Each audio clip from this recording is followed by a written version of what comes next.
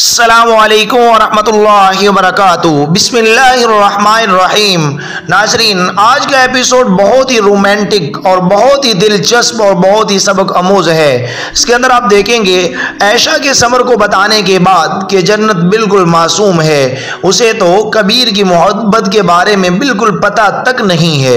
ये सब आयशा की ज़बानी सुनने के बाद समर इस नतीजे पर पहुंच चुका था कि जन्नत वाक़अतन मासूम है, लेकिन इसने उसके साथ बड़ी ज्यादती की थी। हत्ता कि उसके मुंह के ऊपर थप्पड़ भी मारा था और जहां तक कि उसको आवारा औरत, पेशावर औरत, पता नहीं क्या कुछ कह दिया था इसने। दूसरों के साथ सोने वाली घटिया, तुमसे मुझे घिन आती है, इस तरह के अल्फाजों के साथ उसे तकलीफ दे चुका था। उसका दिल चूर और चूर कर चुका था। अब समर ये चाहता था कि किसी तरीके से कि जो जन्नत है इसे माफ कर दे। अब समर जो है उसके पास अल्फाज नहीं थे कि वो कैसे जन्नत से माफी मांगे, क्या करे कि जन्नत उसे माफ कर दे। जब भी जन्नत के सामने जाता और जन्नत से माफी मांगने लगता, उसका एक ही मुतालबा होता था कि आप मुझे इशू बताएं, किस इशू के ऊपर, कौन सी ऐसी वजह थी कि तुमने मुझे इतनी बड़ी तकलीफ दी। आया समर वो तमाम वजूहात जो उसके ज़हन में चल रही थी, वो तमाम इल्ज़ामात जो उसके ज़हन में चल रहे थे, वो जन्नत को बता सकेगा या नहीं। अगर नहीं बताएगा तो जन्नत इसको फिर भी माफ़ करेगी या नहीं, ये सब जानने के लिए आपको हमारे साथ रहना होगा इस एपिसोड में। अब सब जानेंगे। अब चलते हैं अपनी वीडियो की जानिब। आयशा की बातें सुनकर समर को आज पहली बार अपनी गलती और जन्नत की असल हकीकत का पता चला था। अब समर कल के गुजरे लम्हात को कोस रहा था कि उसने किस कदर जुल्म और ज्यादती की है जन्नत के साथ, और अपने आप पर उसे शदीद गुस्सा आ रहा था और अपने आप से नफरत भी हो रही थी। समर घर तो पहुंच चुका था, लेकिन इसने अनजाने में जन्नत के साथ जो किया उसके बाद इतनी हिम्मत नहीं हो रही थी कि उससे माफ़ी मांगे। उसने जन्नत पर हाथ तक उठा दिया था और उसकी उंगलियों के निशान जन्नत के चेहरे पर साफ नजर आ रहे थे। सोते में वो उसे देखकर खुद से नफरत कर रहा था, लेकिन उसे हाथ लगाकर छूने की भी हिम्मत नहीं हो रही थी। अपने किए हुए पर शर्मिंदगी तो थी ही, लेकिन इस वाक़े का बहुत गहरा असर उसकी मोहब्बत पर पड़ा था। उसके दिल में जन्नत की मोहब्बत और गहरी हो गई थी। अब तक के सारे शिकवे, बदगुमानियाँ, गलत फहमियाँ सब ख़त्म हो चुकी थी और दिलो दिमाग ऐने की तरह साफ हो चुका था। जन्नत यही सोच रही होगी ना कि किस किस्म का इंसान हूँ मैं। आयशा खिड़की के बैर देखते हुए कबीर के बारे में ही सोच रही थी कि कबीर के अचानक वापस जाने की वजह से वो अब तक लाइल्म थी। कबीर के मुखातिब करने पर उसने कबीर की जानिब देखा बहुत ही तवज्जो के साथ। नाजरीन, जो किसी के जज्बात की कदर नहीं करता आयशा, जिसे किसी के दुख तकलीफ का एहसास नहीं, जो तुम्हें एक पल के लिए भी खुशी नहीं दे सकता आयशा। कबीर की बातों पर आयशा हैरान हुई। मैं क्या करूं, मैं अपने दिल के हाथों मजबूर था। मैंने जानबूझकर जन्नत से प्यार नहीं किया था, लेकिन खुद को रोका भी नहीं था। शायद यही मेरी गलती थी। मुझे तो सज़ा मिली ही है जन्नत को खोकर, पर इसमें तुम्हें भी कम सज़ा नहीं दी मैंने। मैं हमेशा बस जन्नत को खुश देखना चाहता था, सिर्फ उसके बारे में सोचता था, इसीलिए उसकी शादी समर से होने दी। लेकिन अचानक मैं खुद गर्ज हो गया, अपने बारे में सोचने लगा। ये भूल गया कि जो मैं चाहता हूँ वो जन्नत कभी नहीं चाहेगी। ये भूल गया कि मोहब्बत में खुद गर्जी नहीं होती। इसने आयशा की जानिब देखा जो अब भी उसे हैरत से देख रही थी। मैं तो उसे बताने गया था कि मैं उसे चाहता हूँ, अपने दिल की हर बात बता देना चाहता था उसे, ये जानते हुए भी कि उसका अंजाम कुछ भी हो सकता है। उसकी दोस्ती नफरत में बदल सकती है। मुझे इस बात से भी कोई फर्क नहीं पड़ रहा था, लेकिन वो मुझे फरिश्ता समझती है। उसे लगता है कि उसकी हर खुशी की वजह मैं हूँ। मैं उसकी लाइफ में कभी कुछ बुरा नहीं कर सकता, इतना यकीन है उसे मुझ पर। मैं उसे कैसे कह देता कि मैं उसकी खुशियाँ छीनने आया हूँ। फरिश्ता नहीं बल्कि शैतान बनकर उसे दुख देने आया हूँ, उसके यकीन को तोड़ने के लिए आया हूँ। मैं नहीं कह पाया क्योंकि उसकी नफरत नहीं चाहता मैं। वो कहते कहते रुका और उसका ये बदला हुआ रूप रूप देखकर ऐशा जितनी बेयकीन थी उतनी ही खुश भी, और उसकी ये खुशी आंसुओं की शक्ल में नज़र आ रही थी।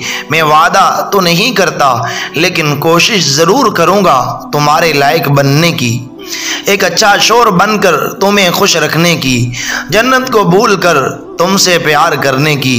थोड़ा वक्त तो लगेगा ना, लेकिन ये ज़रूर होगा। मैं जानता हूँ जब हम किसी को चाहते हैं और उसकी आंखों में अपनी बजाय किसी और की मोहब्बत देखते हैं तो कैसा महसूस होता है। मैं कोशिश करूँगा कि अब तुम वो दर्द महसूस न करो। कबीर ने आयशा के हाथ पर अपना हाथ रखा था।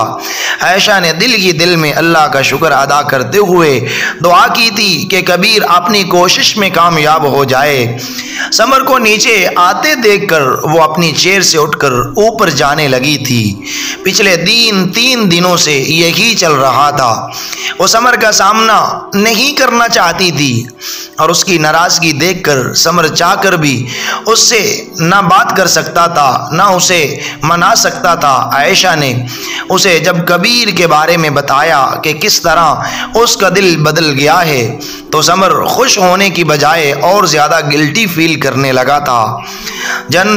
उसने जन्नत का हाथ पकड़कर उसे ऊपर जाने से रोका। आई एम सॉरी, उसने बहुत हिम्मत करके कहा था और जन्नत उसे हैरत से देख रही थी, जैसे उसके अल्फाजों को सुनने में गलती हुई हो। ऐसे मत देखो मुझे प्लीज़। समर उसके करीब आया था।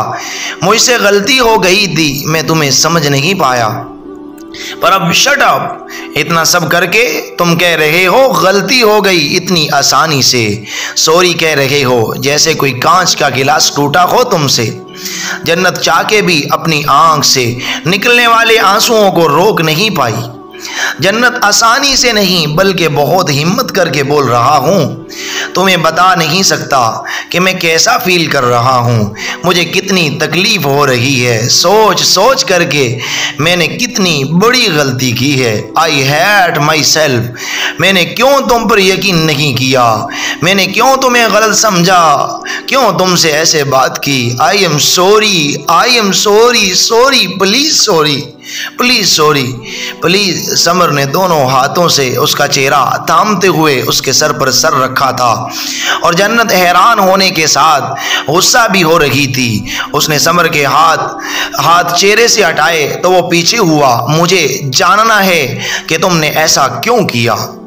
मैंने कौन सी गलती की थी जिस पर तुमने मुझे इतनी तकलीफ दी। तुमने कोई गलती नहीं की, सारी गलती मेरी थी। मैं बेवकूफ़ हूँ जो तुम्हें गलत समझ लिया। प्लीज़ जन्नत भूल जाओ सब कुछ, माफ़ कर दो मुझे। वो उसकी बात काट कर बोला।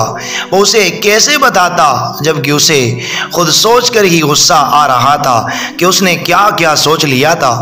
अगर मेरी जगह होते तो तुम भूल जाते, जन्नत ने धीरे से पूछा और समर जानता था इसका जवाब ना है।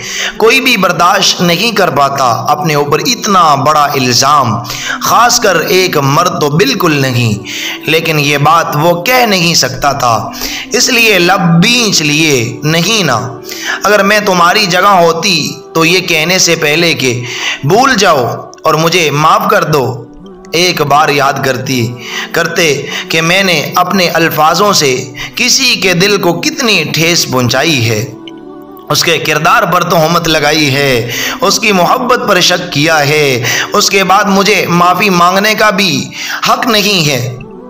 इसकी खामोशी पर जन्नत ने कहा, मैं तो शुरू से ही तुम्हारे मुताबिक चलती रही ना समर। तुमने मेरे कहने के बाद भी शादी से इनकार नहीं किया और मैंने तुमसे शादी कर ली। तुमसे गुस्सा होने के बावजूद भी तुमने कहा 2 दिन में तलाक दे दूंगा, सबको बता दूंगा। मैंने मान लिया। तुमने अचानक कहा कि लंदन चलो, मैंने मान लिया। जहां आकर तुम मेरे इतने करीब आ गए, मैंने तुम्हें नहीं रोका। हर गलत फहमी को पीछे छोड़ दिया। जो तुमने कहा उस पर यकीन किया, हर तरह से खुद को तुम्हें सौंप दिया। लेकिन इतना बड़ा इल्ज़ाम, वो भी बिना मेरी गलती बताए।